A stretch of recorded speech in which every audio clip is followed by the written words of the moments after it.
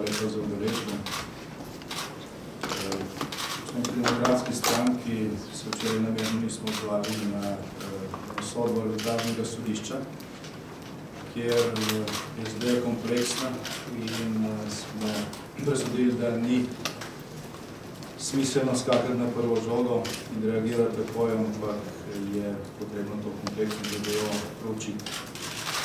S tem namenom se je včeraj sestal naš izvršilni odbor, proučil vse tisto, kar je bilo pač možno v tem času, se je vrnil malo tudi v čas kampanje, ko smo nasprotovali arbitražnemu sporazumu, primerjal naša stališča, stališči zagovornikov in skušal včerajšnji rezultat arbitraže oceniti v smislu primerjave z stanjem na 25.6.1991 in hkrati smo skušali primerjati ta rezultat tudi glede na obljube obeh strani, ki smo se politično spopadli takrat, ko so slovenski volivke in volivci na referendumu odločili o tem, ali se arbitražni sporazum potrdi ali ne. Z tega vidika je naše stališče naslednje. Včerajšnja odločitev arbitraže o meji med Slovenijo in Hrvaško na kopnem in na morju ima tri vidike: pravnega, političnega in stvarnega. Pravni vidik je nesporno dejstvo, da ta rezultat Slovenijo pravno reže. Ta rezultat Slovenijo mednarodno pravno reže. Ne glede na to, kakšno je bilo naše ali kakršnokoli stališče takrat, ko smo podpirali ali nasprotovali arbitražnemu sporazumu, ko je bil na referendumu. Slovenija je ne samo z odločitvijo vlade ali parlamenta, ampak celo z referendumsko večino, sicer tičlo, ampak vendarle pristala na to arbitražo. In rezultat včerajšnje arbitraže je v skladu z tem, kar piše arbitražni sporazum in na kar smo mi takrat, ko je potekala kampanja, opozorili. Ni pa ta rezultat v skladu z razlago arbitražnega sporazuma, ki so jo podajali zagovorniki tega arbitražnega sporazuma. Mi smo opozarjali, da bo rezultat takšen, kot je, oni so pa trdili, da takšnega rezultata ne more biti. Zato, da bo ta slika bolj jasna, bomo kasneje pokazali tudi ključne zemljevide, ki smo mi zagovarjali in so jih zagovarjali podporniki tega sporazuma. Zdaj, politični vidik je tukaj pomemben je ta, da je tudi tista stran, ki je Slovenke in Slovence prepričevala, da je potrebno podprti arbitražni sporazum, zagotavljala, da ta sporazum, da na podlagi tega sporazuma arbitraža nima druge možnosti, kot da določi teritorijalni stik slovenskih teritorijalnih voda z mednarodnimi vodami. Torej, tudi tisti, ki so glasovali za arbitražni sporazum, so glasovali pod vpisom te razlage, ki je bila razširjena in ki je preko posebnega časopisa prišla vse gospodinstvo z narisanimi zemljami. Zdaj, to je politični vidik. Da je bilo razumevanje tudi zagovornikov tega arbitražnega sporazuma v Sloveniji takšno, kot sem ga zdaj navedel, je dokaz tudi sklep, ki je bil skoraj soglasno sprejet v Državnem zboru leta 2013. Tam piše, da Slovenija razume nalogo arbitrov, ko bodo določali mejo med Slovenijo in Hrvaško, samo v tem smislu, da določijo ozemeljski stik z mednarodnimi vodami in zagotovijo Sloveniji pravice, kakršne je imela 25.6.1991. Je Slovenija nadzorovala celoten Piranski zaliv in imela neoviran dostop v mednarodni vodi. Ker notranjega slovanska voda niso dodeljeni Sloveniji. Neoviran dostop, brez kakršnekoli omejitve v mednarodnem oziroma ladje, ki so plule iz slovenskih pristanišč, so imele te pravice in tudi vse druge pravice v Sloveniji. To je politični vidik. Stvarni vidik te razsodbe, ki je praktično najpomembnejši, pa je naslednji. Zdaj, če za pravni vidik velja, da Slovenijo ta arbitraža pravno veže in da jo pravno veže samo, kolikor veže to tudi Republiko Hrvaško. Sicer je stvar nesmiselna in se o tem možno med strokovnjaki, pravniki in politiki pogovarjati in pregovarjati, pa ko gre za stvarni vidik, obstaja neizpodbitno dejstvo, da te razsodbe enostransko ni možno uresničiti. Oziroma, če bo Slovenija enostransko zdaj sprejela zakonodajo, na podlagi katere bo tisto, kar je bilo v Sloveniji prisojeno, vključila v naš pravni red, tisto, kar pa ni bilo prisojeno, pa kar mi mislimo, da je slovensko in je bilo slovensko na dan razmejitve 25.6.91, pa prepustila Hrvaški, se bo Slovenija enostavno ustrelila v koleno. In Hrvaški ne treba nič narediti v tem primeru, samo pobrati tisto, kar bo ostalo na mizi.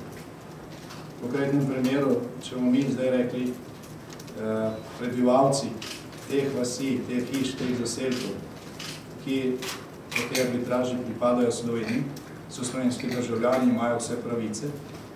Tisti, ki pa ne pripadajo Sloveniji po tej arbitraži, so pa doslej imeli naše dokumente, so uresničevali svoje pravice na slovenskem ozemlju, pa so iz tega izključeni, bomo ustvarili kategorijo ljudi, da se bomo vzeli tudi kategorijo ljudi, ki bo potem Hrvaška dobronamerno zgolj reševala, ko jim bo omogočila uresničevanje teh pravic. Tisti, ki govorijo, Slovenija bo zdaj sama enostransko pravno implementirala te rešitve iz arbitražnega sporazuma, se ne zavedajo, da se kaj govori. Mi smo skušali včeraj opozarjati pred prenaglimi izjavami, delno so ta opozorila zalegla, v večini primerov pa žal ne. Zdaj tisto, kar je pa ključno v zvezi z stvarnim vidikom vsega tega, kar je zdaj v ledene gore ta razsodba arbitraže, pa je nesporno dejstvo, da tukaj sosedna Hrvaška igra spretno igro in da, verite z mojih ustnic, če se bo Slovenija obnašala tako kot doslej, bo Hrvaška v nadaljevanju nekaj, kar je bilo nesporno naše ob osamosvojitvi, to Sloveniji še drugič prodala in to za visoko ceno, oziroma zna se zgodi, da nam bo prodala manj od tega, kar je bilo naše, in to drugič, in ob tem politično zaslužilo. Zdaj, prvič se je to zgodilo, ko je slovenska vlada, in ljudstvo je to žal potrdilo na referendumu, pristala na sporazum, v katerem sta bili dve ključni napaki. V tem sporazumu ni jasno pisalo, da je naloga arbitraže določiti teritorijalni stik slovenskih teritorijalnih voda z mednarodnimi vodami, vsaj v neki okrnjeni obliki, kot je to omogočil sporazum Drnovšek-Račan. V tem sporazumu pisalo, da arbitraža določi na podlagi mednarodnega prava kopensko mejo. In zdaj smo dobili kataster z dvema izjemoma. Prostite, zato bi lahko za 10krat nižjo ceno to mejo narisala tudi geodetska uprava. Zato nismo rabili arbitrov. Ampak to je pisalo v sporazumu in to mi bilo najbolj sporno. Če ste včeraj poslušali branje te razsodbe, ste videli, da so vse tukaj se določa po katastru. V sporazumu je pisalo, da se tudi morska meja med Slovenijo in Hrvaško določi na podlagi mednarodnega prava, samo stik tako imenovani stik, neteritorialni stik, pa se določi na podlagi mednarodnega prava, dobrososedskih odnosov in načela pravičnosti. Zdaj, koliko smo uspeli prebrati to razsodbo, pravičnost ni nikoli omenjeno. Omenjeno je mednarodno pravo, enkrat dobrososedski odnosi, pravičnost, jaz nisem razgledal. In dejansko ta razmejitev na morju in določitev tega stika nima nobene zveze s pravičnostjo. Včeraj je bilo koronsko pozdravljeno, da je Slovenija dobila 3/4 piranskega zaliva. Prostite, 25.6.21 je Slovenija kontrolirala cel Piranski zaliv. Slovenija včeraj je izgubila 1/4 piranskega zaliva.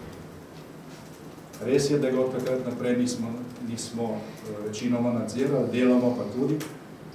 Ampak, če se spomnite, predsednik hrvaške vlade je na Brionih leta 2005 podpisal izjavo, v kateri se je tudi Hrvaška obvezala, da je stanje na meji takšno, kot je bilo 25.6.21. Torej, Piranskega zaliva razglašati zmago pomeni imeti zelo kratek zgodovinski spomin. Če so tudi naši pogajalci ali pa arbitri nastopali v tem smislu, zdaj imamo polovico, kar več od polovice dobimo, bo za nas zmaga, potem ni čudno, da je pač rezultat tak. Poglejmo v prihodnost z tega stvarnega vidika. Včerajšnji dan je bil presenečen tako za Slovenijo kot za Hrvaško. Slovenija je roko na srce pričakovala boljšo rešitev, Hrvaška pa je pričakovala slabšo rešitev. Jaz sem govoril z nekaterimi znanci iz hrvaške politike in vsi so se muzali. Češ, ta arbitraža je bistveno boljša od sporazuma Drnovšek-Račan. Slovenija včeraj živela v pričakovanju, tudi jaz osebno, do tiste zadnje točke, ko so prebrali glede tega poimenovanega stika, da bo rešitev nekje blizu sporazuma Drnovšek-Račan. Sporazum Drnovšek-Račan je podaljšal mednarodne vode de facto do naših teritorijalnih voda in je zagotovil ta ozemeljski stik, kljub temu, da je dno še vedno pripadalo v Hrvaško. Ampak te vode so bile teritorijalne, slovenske na eni strani, na drugi strani mednarodne. Ni bila čarovnija, stvari so bile jasne. Ta stik je pa tukaj določen, je pa v bistvu stik, ki tudi v tem koridorju pušča Hrvaško teritorijalno morje, pušča Hrvaško teritorijalno morje in v tem Hrvaškem teritorijalnem morju, kot to direktno piše, se Sloveniji in tudi vsem drugim zagotovijo nekatere pravice, oziroma se zagotovi delitev nekaterih suverenosti, ki jih Hrvaška deli tudi z drugim. Ne samo Slovenci, ampak vsak lahko tam pluje. Če se karkoli zgodi, Hrvaška posreduje, Hrvaška ima pravico sprejemati predpise, tudi za ta del svojega teritorijalnega morja. Hrvaška tam lahko postavlja umetne otoke, Hrvaška tam lahko lovi ribe, Hrvaška lahko dela znanstvene raziskave, Hrvaška lahko tam postavi, koliko hoče naftnih ploščadi za raziskavo morskega dna, karkoli. Nobene od teh pravic Slovenija nima. Tiste pravice, ki jih Slovenija ima, niso izključno slovenske, so splošne, ali so pa deljene z Hrvaško. Zdaj, če bi vzeli to v procentih, Hrvaška je tukaj po tej razsodbi zavezana, da deli kakšnih 5% svojih suverenih pravic z drugimi, ne da jih izgubi, ampak da jih deli z drugimi in vse ostale pripadajo neč. Zdaj, tukaj gre za drastično razliko od sporazuma Drnovšek-Račan, mislim, da vsi vsaj okvirno poznate, tako da o tem ne bi govorili. Skratka, če pogledamo prihodnost, vidimo v tej prihodnosti, če bo, hvala Bogu, Evropska unija se stabilizirala in se naprej krepila in širila svoje svoboščine, v tem času in prostoru v prihodnjih letih bo Hrvaška vstopala v šengensko območje, tam, kjer Slovenija že je. Eden od ključnih ciljev Hrvaške.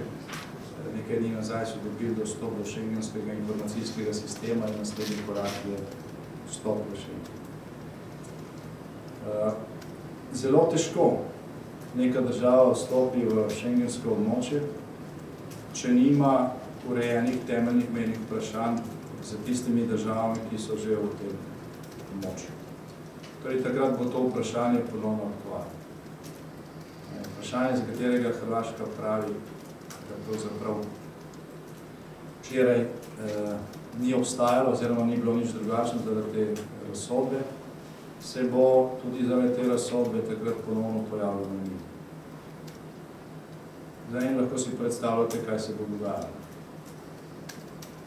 Slovenija bo pogojevala, upravičeno, imela bo vse razloge, vse pravno-formalne razloge, in Hrvaška se bo pogajala, imela bo odprte tudi druge stvari v zvezi s Schengenom, bolj komplicirane meje z drugimi državami, ne šengenskimi državami. Zelo težko bo izpolnila vse pogoje, ampak nekrat se bo glavni problem pojavil tam, kjer je tudi beseda odločena, to je znotraj šengenske skupine, ker je Slovenija članica in ima besedo.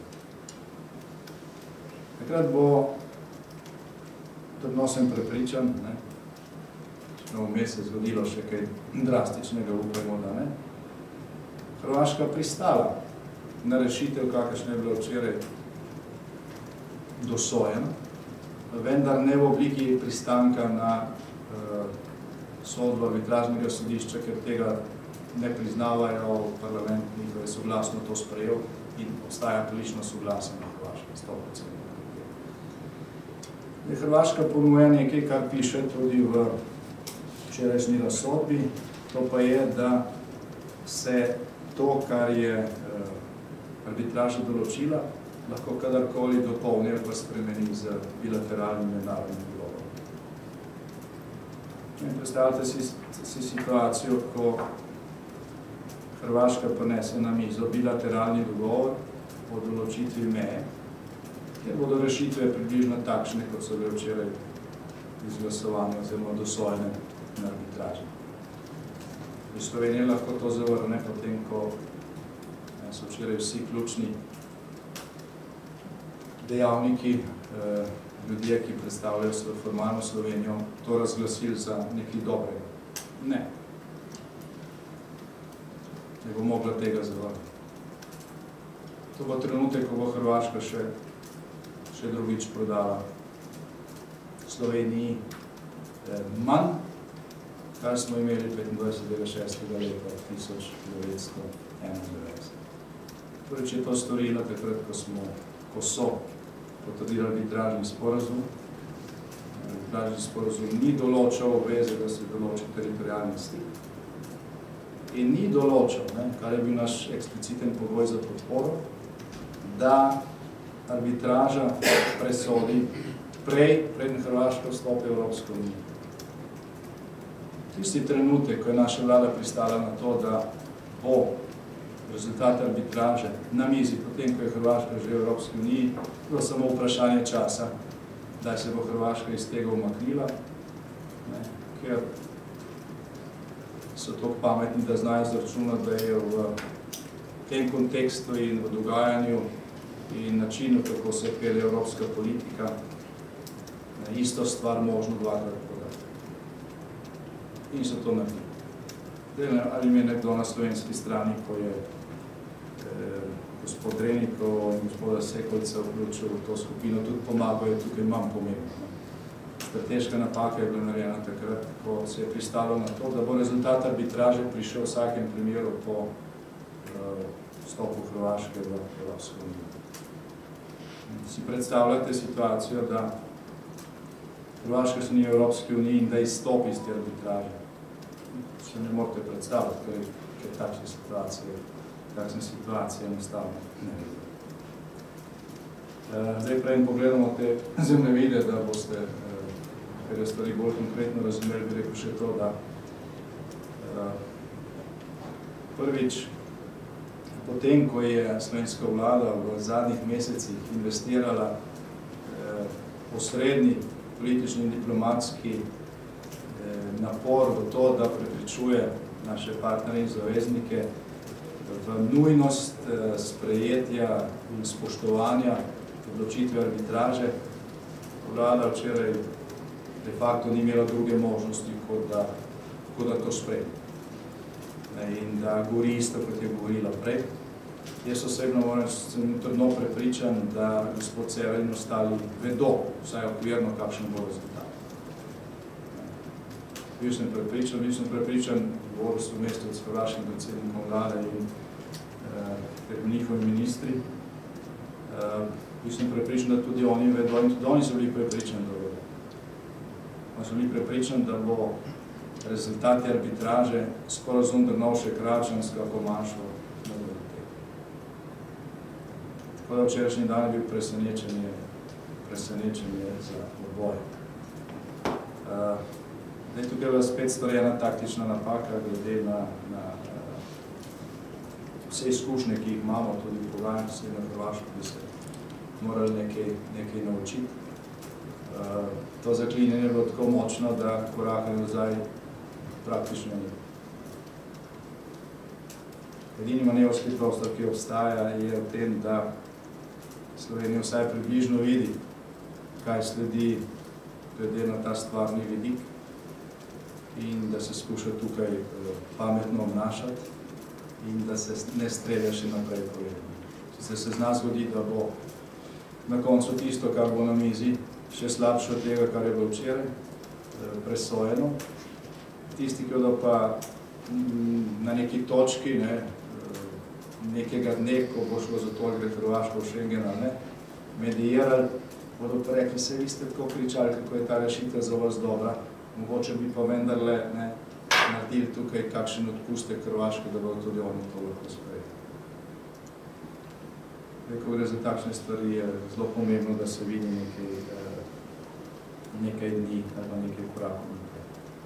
Zelo obžalujem, da v nasprotju z obljubami, ki so bile dane aprila, tako strani predsednika države kot predsednika vlade, ni bilo nobenega posvetovanja z predsedniki parlamentarnih strank, da smo vabilo dobili včeraj 10 minut pred da smo vabilo dobili predvčerajšnjem za včeraj 10 minut pred sejo odbora za zunanjo politiko, pa tudi tistega sestanka ni bilo, ker se je to časovno zmešalo. In najavljene so bili izjave tiskovne konference, če pa nihče ni predvideval takšnega rezultata, ki se ga je pač skušalo interpretirati drugače, kot dejansko je. Nekaj zdaj s tem boste še moja kolega povedala, ki ste tudi sodelovali včeraj na članu odboru za mednarodno politiko, ampak vsekakor je tudi to ravnanje v zadnjih 2 mesecih, kako bi rekel, stilu slovenske prakse spopadanja s tem problemom, ko smo naredili ogromno napak.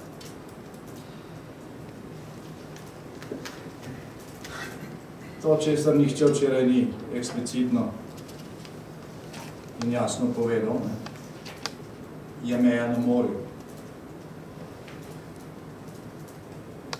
Arbitražni sporazum ima 3 dele. Meja na kopnem, meja na morju in stik. Tretje poglavje razsodbe v zvezi z mejo na morju je najkrajše. Samo en stavek ima. In pravi, da je meja na morju med Slovenijo in Hrvaško določena po tej črti, ki jo vidite tukaj. Pravi, od ustja Piranskega zaliva do mednarodnih voda, ampak do italijanskih teritorijalnih voda v ravni črti. Potem boste videli, kje je bila ta meja določena po sporazumu Drnovšek-Račanska. To je meja morja. Slovenija na morju meji na Italijo in na Hrvaško. Ne meji na mednarodne vode. Tisti, ki prodaja tukaj drugačno razlago, tega ne dela iz nevednosti, ampak namerno zavaja. To nikomor ne koristi. Slovenija se lahko spopade s to situacijo, če je vsaj približno enotna pa bo, da pod prvim pogojem, da bomo priznali stanje takšno tako. Da če bomo sami sebi lagali, potem smo že na poti naslednjega strela v lastno koleno. To je ta tretja točka. In to je to.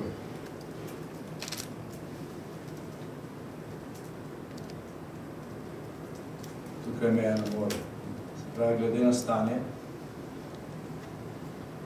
25.6.91 smo izgubili četrtino Piranskega zaliva in izgubili smo teritorialni stik z mednarodnim vodom.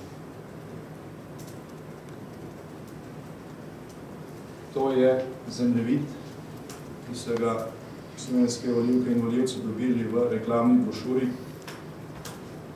ki je izdala vlada, prej so šli na referendum. Pričakovana rešitev za arbitražni sporazum. Slovensko morje ima neposreden stik z odprtim morjem.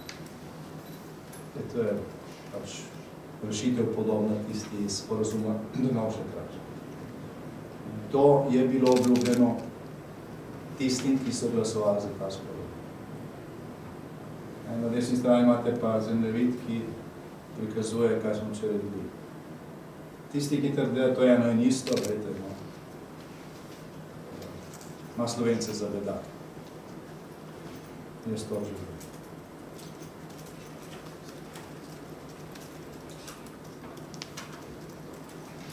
To je napoved zagovornikov arbitražnega sporazuma. Tisto je napoved, ki smo jo dali tisti, ki smo bili proti arbitražnega sporazuma. Ta napoved se je resničila.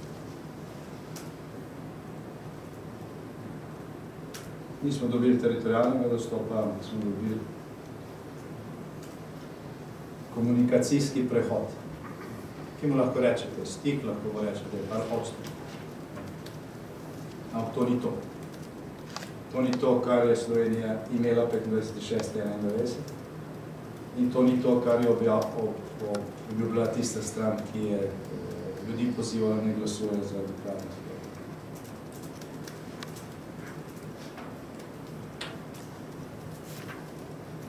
To je zemljevid iz sporazuma Drnovšek Krač.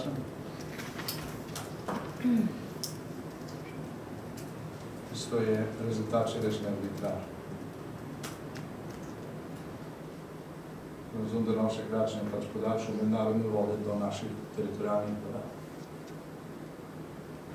Včerajšnja arbitraža pa je določila prehod.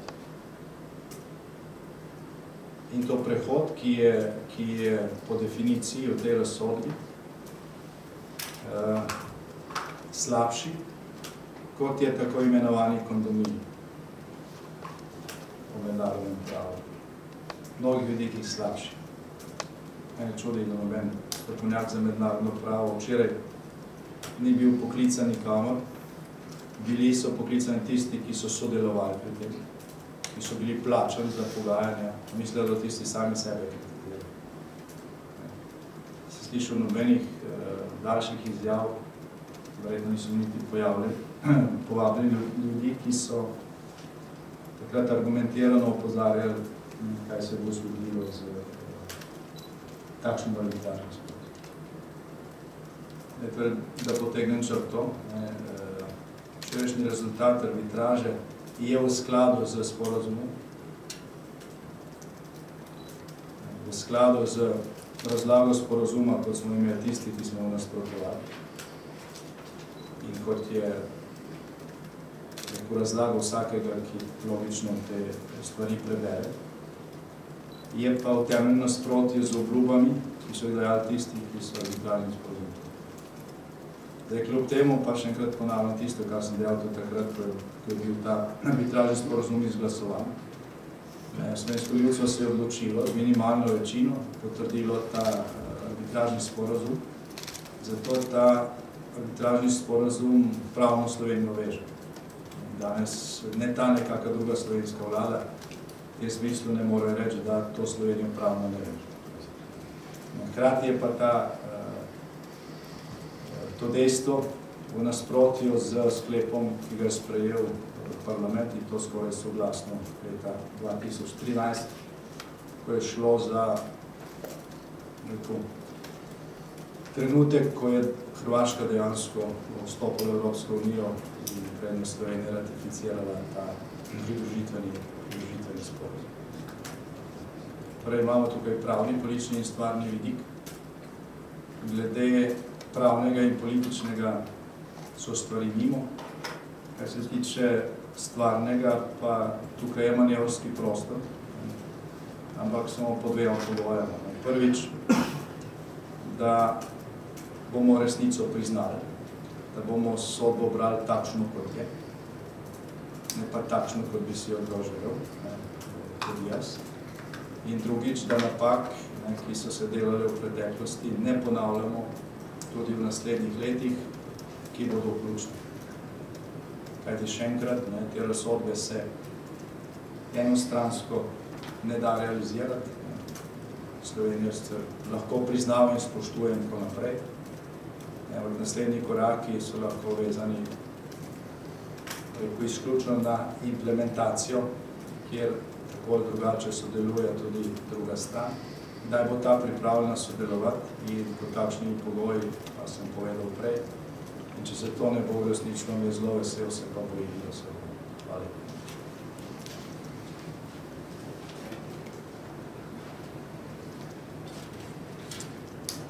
Upravičena opozorila o besedilu samega arbitražnega sporazuma so se žal izkazala za resničenje. Takrat na prvi seji lahko preverite, sem opozoril, kaj pomeni beseda junction. To ni pravni izraz, uveljavljen pravni izraz angleškega prava. Lahko pomeni karkoli, lahko pomeni celo mimobežnost ali pa premostitev, pa še mnogo drugih pomenov je, odprite Websterjev, pa še kakšen drug Slovak, pa boste to videli.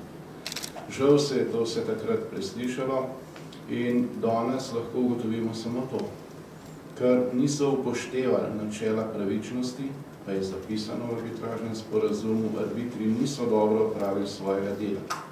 Slovenija zaradi taktičnih napak aktualne vlade samo sebi sicer potisnila v kot, toda rešitve, ki so pred nami, ne rešujejo vsega tistega, kot je bilo včeraj predstavljeno. Uporaba katastra pomeni, da so ostali mnogi koti, v katerih so tudi ostali konkretni ljudje, eni in drugi. In tega ni odpravila ta arbitražna odločba. Morda bi to odpravilo, če bi imeli normalnega sogovornika, toda sogovornika na drugi strani trenutno nimamo.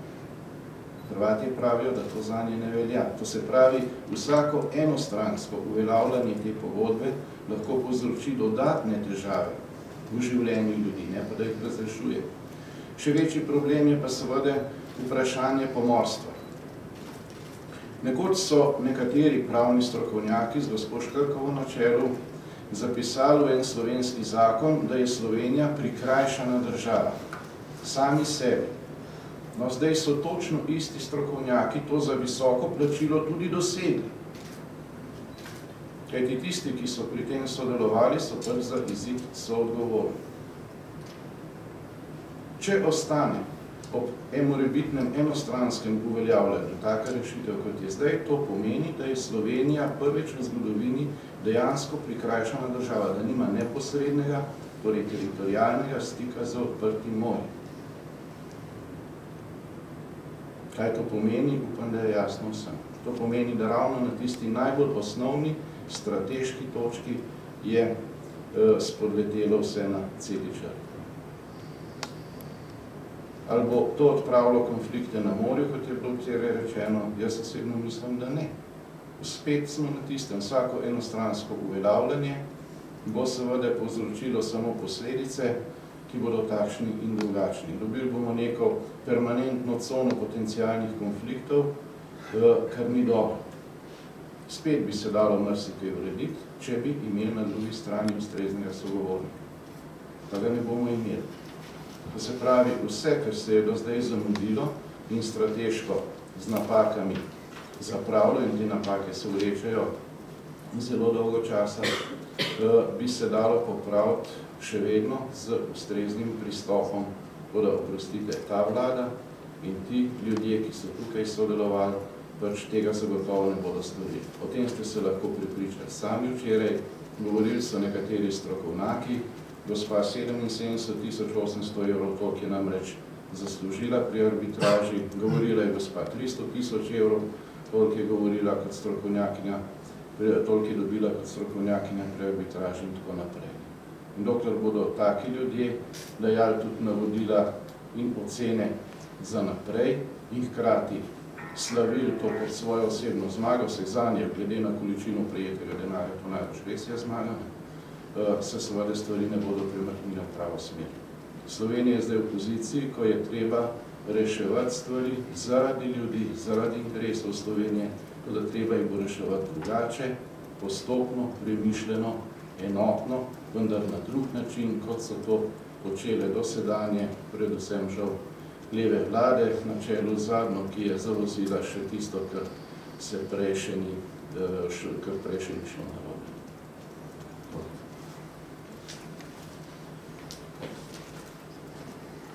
Včeraj je bil festival velikih besed v zvezi z arbitražnim sporazumom.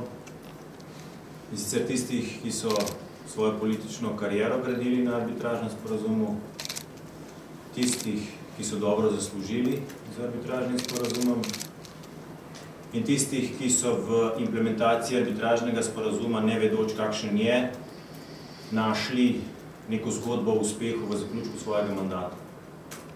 Zdaj, arbitražni sporazum je prinesel rešitev, mislim, da jo nihče od teh treh ni pričakoval. Tisti, ki smo bili včeraj na odboru za zunanjo politiko v zaprtem delu in smo pravili pogovor z strokovnimi sodelavci, ki so pripravljali arbitražni sporazum in se skozi sodelovali pri arbitražnem sporazumu, pa niso bili med tistimi, ki so dobivali več 10.000, več 100.000 ali več milijonske honorarje za svoje delo, je bilo vzdušje popolnoma drugačno kot mnenja tistih, ki so potem v kontaktnih oddajah predstavili rezultat arbitražnega sodišča. Če boste tiste vprašali, vam bo dali zelo realistično oceno o rezultatih tega arbitražnega sporazuma.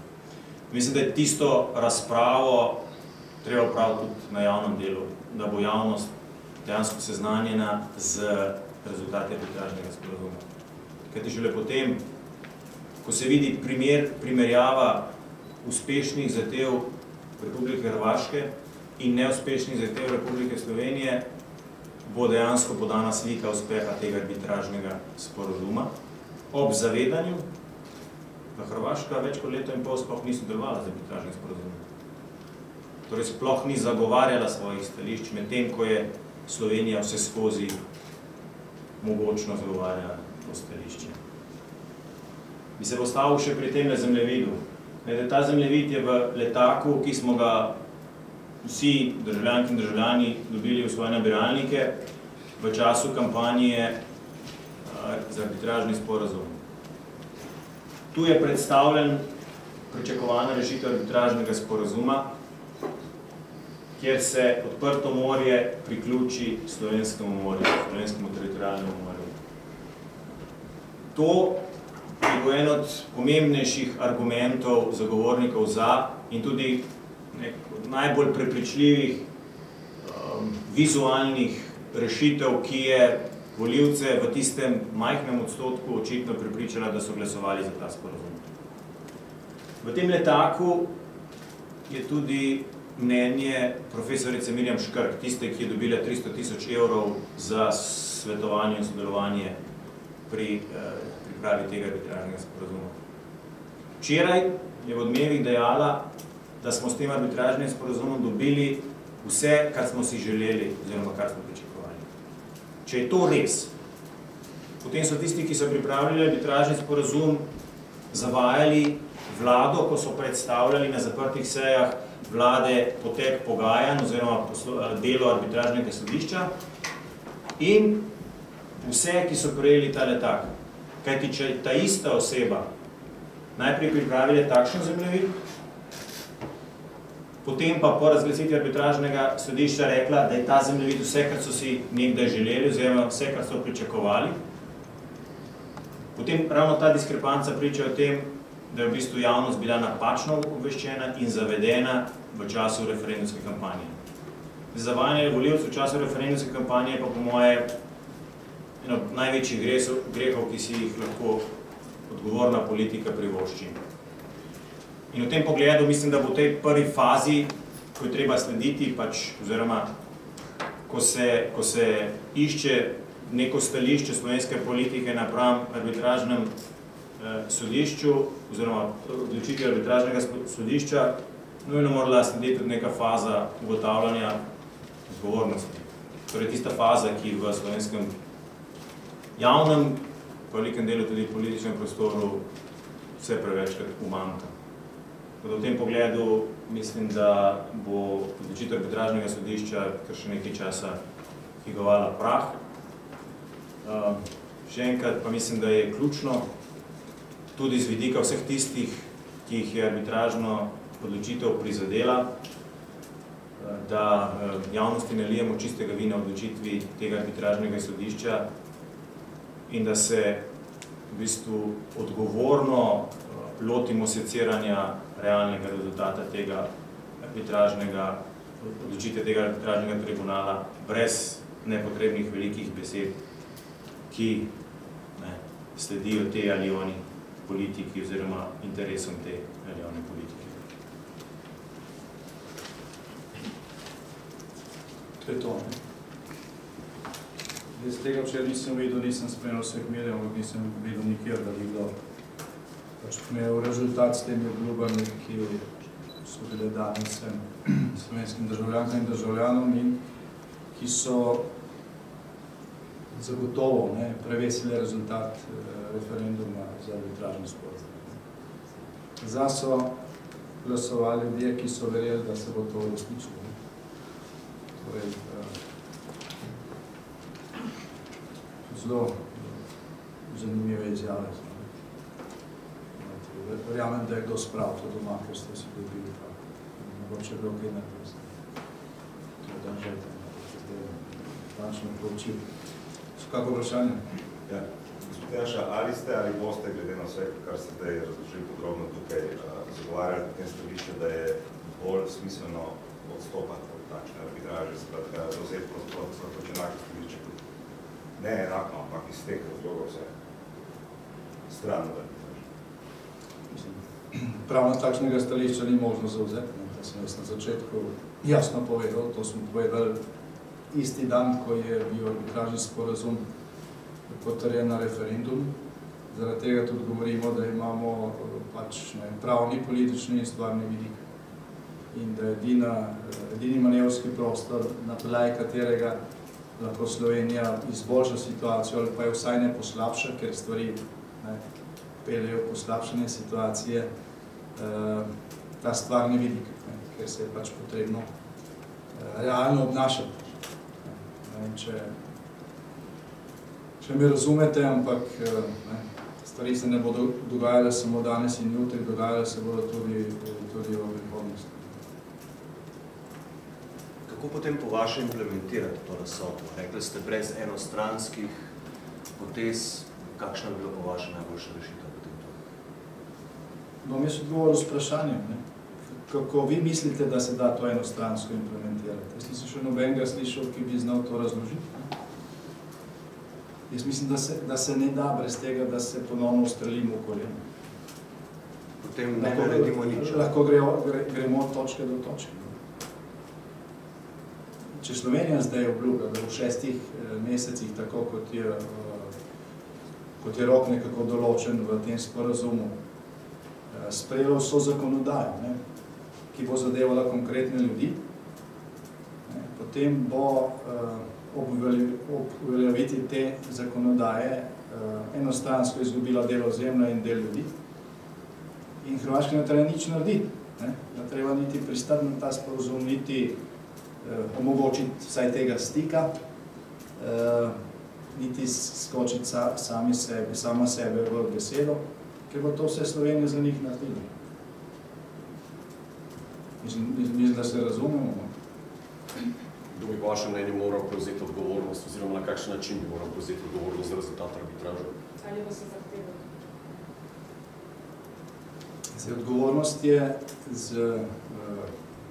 Odgovornost za arbitražni sporozum takšen, kot je vlada in takratna politika, ki je to sporozum zagovarjala, v enem delu uspešno prenesla na ljudstvo, ki je pač to potrdilo.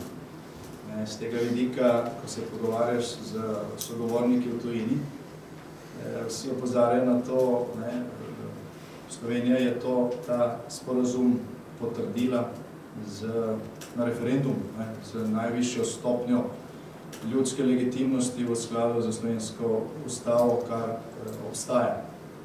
Zdaj, kako je znotraj potekala debata in tako naprej, to zunaj nikogar ne zanima. Za nas je pa to važno, da to tudi govorimo. Tukaj je jasna odgovornost tistih, ki so vsi v tej brošuri, ki so ljudi prepričevali, da bomo dobili tole, kar je narisano. Dobili smo pa nekaj drugega. Samo če mi zdaj usmerimo vse sile v to, da bomo iskali to odgovornost in klicali te ljudi kot stopu, bomo naredili še en korak k temu, kar si želi Hrvaška. Hrvaška še v boljši situaciji, ko gre za ta temeljni vidik. Pa lahko sam še eno hipotezo, torej ste stranka, ki vam na trenutnih javnomnenjskih raziskavah kaže najbolje, torej hipotetično tudi na prihodnjih volitvah prevzemate mandat, kako bi se vaša vlada, torej nova vlada, lotila tega vprašanja po včerajšnji razsodbi. Je to, kar ste že prej nekako namigovali glede pogojevanja vstopa Hrvaške v šengensko območje? Najbolj ne pričakujete, da bom tukaj razlagal stvari, ki bi jih naredil, ker nekatere od teh potem ne bi mogli narediti. Bi se pa lotili tega oreha na podoben način, kot smo se leta 1991 lotili Brionske deklaracije. Lahko možda še večkrat v preteklost vrnemo, ko ste še bili predsednik vlade in ste se z vašim kolegom Sanaderjem ko ste dosegli neformalno načelno soglasje, da bi v teh zadevah odločalo Državno sodišče v Hagu. Kakšna je takrat ideja, da bi pač bila rešitev glede tega stika? Državno sodišče v Hagu ima v svojem statutu člen, ki pravi, da lahko odloča tudi po načelu pravičnosti. In za Slovenijo je bilo sprejemljivo, da se morska meja določa po načelu pravičnosti, ker v tem primeru bi v ospredje prišel v celoti ta status, ki smo ga imeli v osamosvojitvi. Hrvaška je na to pristajala na pol. Tisto, kar pa nikoli ni bilo v tistem času, ker jim to ni bilo treba, dogovorjeno z njihove strani ali pa dan pristanek, pa je, da je rezultat arbitraže ali pa te sodbe pred stopom Hrvaške v Evropsko unijo, kar je bil naš pogoj. Zato tudi od te izjave načelne nadaljnih formalnih korakov ni bilo možno delati, ker Hrvaški to tudi ni bilo treba. To je bilo treba leta 2009, in takrat je prišel en ta arbitražni sporozum. Če bi Slovenija takrat vztrajala na načelu pravičnosti, ko gre za določitev morske meje, bi bil včeraj drugačen dan, oziroma bi ta dan prišel že prej. Hrvaška se nikoli ne bi umaknila iz postopka, dokler bi bila v čakalnici za Evropsko unijo in problem bi bil de facto rešen. Zdaj pa ni rešen, ker je Hrvaška iz tega procesa izstopila. Razsodba ni fantastičen dan, je slabša od sporozuma Drnovšek-Račan, ne sledi temeljnemu cilju in kakorkoli to skušate zamegljevati. Stvar je preveč pomembna, da bi ostalo na interpretacije, na koncu bo ostalo tisto, kar pač v sodbi piše. Samo upamo lahko in si želimo, da nismo na mesto fantastičnega dne dobili novo obdobje ali pa začetek obdobja konfliktov. To bi pa kako dejansko stvari do konca zakompliciralo.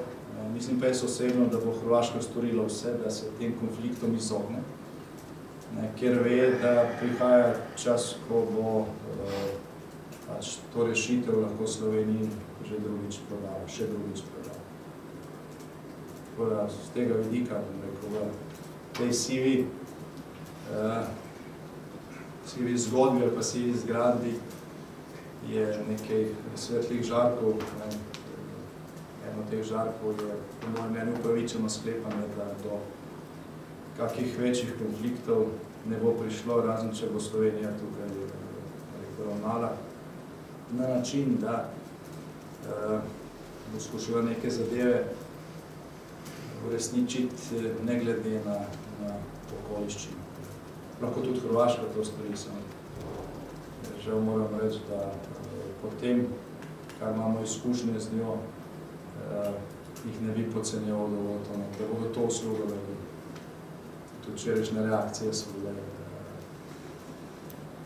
v tej smeri in potrjujejo to našo bojazen, da gre enostavno za manever, ker Hrvaška ponovno pridobiva čas. Zakaj se je Hrvaška, drugi razlog, zakaj se je Hrvaška umaknila iz te arbitraže. Mogoče manj kot za Piranski zaliv, pa za naš dostop do mednarodnih voda. Gre za vprašanja, za odprta mejna vprašanja, ki jih ima Hrvaška z Srbijo in z Bosno in Hercegovino. Hrvaška ne želi, da se podoben model reševanja teh odprtih vprašanj uveljavi tudi, ko gre za reševanje teh odprtih vprašanj z Bosno ali z Srbijo, ker je Hrvaška članica Evropske unije, Srbija in Bosna sta kandidatki in Hrvaška bo v odnosu do teh dveh držav naredila tisto, kar Slovenija ni v odnosu do Hrvaške. Pravi, bo izkoristila zgodovinski trenutek, ko je močno za to, da se stvari rešijo v njeno korist. Naredila bo tisto, kar Slovenija ni bila sposobna. In ko bo to rešeno, čez nekaj let, ali vsaj delno rešeno, takrat bo tudi to nasprotovanje temu, kar se je včeraj zgodilo, naenkrat splahnelo. Prišel bo dan,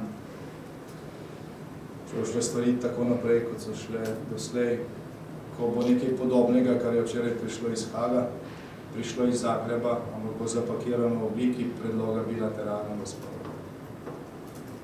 In Hrvaška bo dobila pohvale in trepljanja po rami, da je konstruktivna. In odpustiti pri marsičem. To bo čas, ko bo ista stvar drugič prodana v Sloveniji. In ta bo manjša, kot pa je bila v 26. Hvala lepa.